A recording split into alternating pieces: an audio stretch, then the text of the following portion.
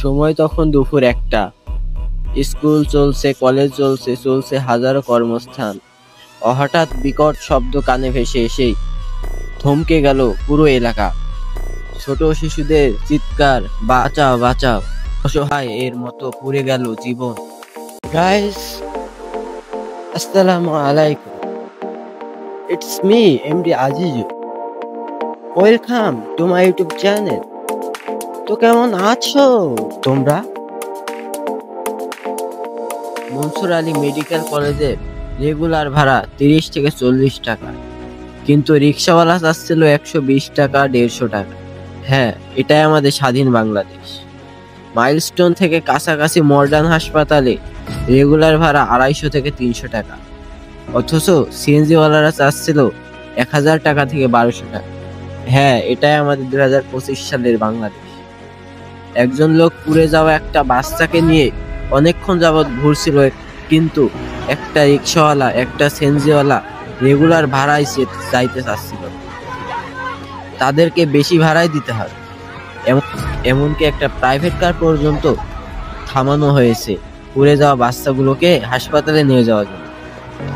এইদিকে বাচ্চাগুলোর পুরো শরীর পুড়ে, শরীরের মাংস গলে গলে পড়ার মতো অবস্থা। বাচ্চাগুলো তখন পুরো শরীর নিয়ে যন্ত্রণায় ছটফট করছিল, ঘুম আসছিল। এদেশের মানুষগুলো এমন কেন ভাই? বিপদ দেখলে ওরা সবকিছুর দাম বাড়িয়ে দেয় কিসের জন্য? এদেশের মানুষগুলো সভ্য হবে কবে? এত এত কষ্ট করে আমাদের দেশ স্বাধীন করে তাহলে কি লাভ হলো যদি মানুষ বিপদের সময় বিপদে পাশে না পায় কাউকে?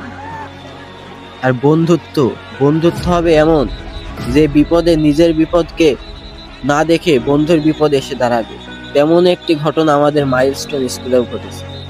মাইলস্টোনে দুর্ঘটনার পর বেঁচে যাওয়া একজন ছাত্র আর আহত বন্ধুকে ক্লাসরুম থেকে ফিরিয়ে আনতে গিয়েছিল। ফায়ার ব্রিগেডের অফিসার বাধা দিয়ে বললেন, এর কোনো লাভ নেই, তোমার বন্ধু অবশ্যই মারা যাবে।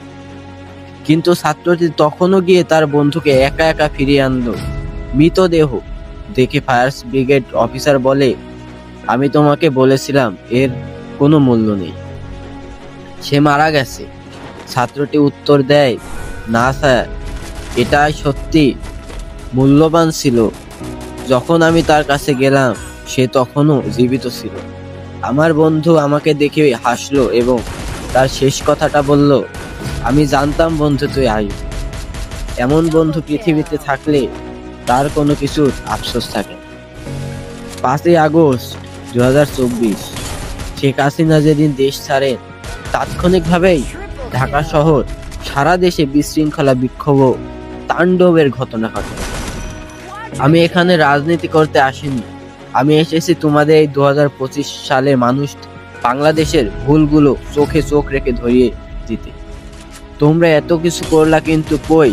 চাকরি পেতে হলে তো আজও ঘুষ দিতে হয়, সরি, মিষ্টি খাওয়ানোর টাকা দিতে হয়, তাও আবার 16 লাখ 20 লাখ। এইটুকু টাকা দিয়ে কি মিষ্টি খাওয়া হয়? একবারে 1 কোটি 2 কোটি টাকা চাইতেই তো পারে, তাই না? এটাই আমাদের স্বাধীন বাংলাদেশ, যে দেশে সাধারণ মানুষ, শিশু, কারো কোনো ঠিক নিরাপত্তাই নেই। বাহ বাহ। আর তারা নাকি ফাইটিং জেট ট্রেনিং দিচ্ছিল। কেন? তারা তাদের জেট ভালো করে কোনো ত্রুটি আছে কিনা না দেখেই তারা যে ট্রেনিং দিল কেন?